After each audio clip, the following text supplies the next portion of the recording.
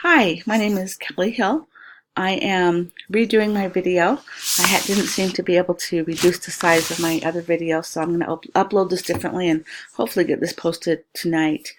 Um, I am interested in communications, and that's why I'm taking this class. It'll fulfill a credit for me, but I've always loved communications. It was one of the first classes I took in college, and I fell in love and was my favorite class.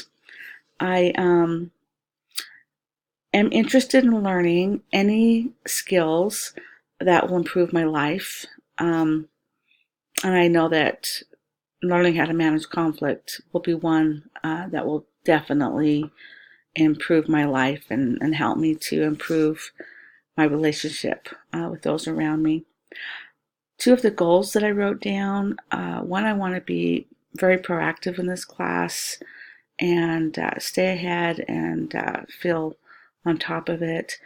Another goal is that I want to get everything I can out of the class, and I want to learn how to manage conflict and really internalize what I'm learning.